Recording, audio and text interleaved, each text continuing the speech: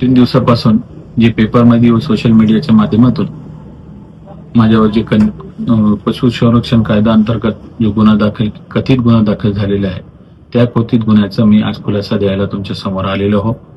या कथित गुन्ह्याशी माझा काही संबंध नाही. हे सगळ्यांना माहित आहे. माझा मूळ धंदा हे इलेक्ट्रिकल कॉन्ट्रॅक्टरशिप आहे आणि मी वसमतचा उपनगराधीश म्हणून सामाजिक कार्य करत आहोत. त्या कामाच्या व्यापामुळे मला सुद्धा वेळ भेटत नाही. त्यासाठी माझी जी शेती आहे ती मी ठोक्यानं एका पाहुण्याला दिली होती. त्या पाहुण्यानं तिथे काय कृत्य केलं हे मला काही याची कल्पना नाही आणि त्याच्याशी माझा काही संबंध पण नाही. आम्ही कोणाचा याच्यातून कोणाचा जर या कृत्याहून माझी जागा होती म्हणून कोणाचं मन दुखलं असेल तर मी जाहीरपणे त्यांना माफी मागतो.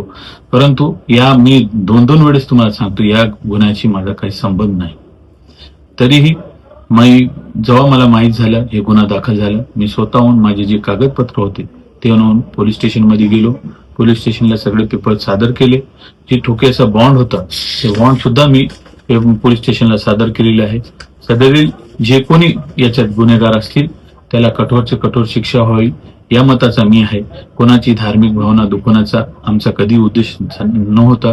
कारण माझा धर्म शिकवते की स्वतःचे धर्माचा अभिमान बाळगा आणि दुसऱ्याच्या धर्माचा आदर करा. त्या मताचे आम्ही आहोत.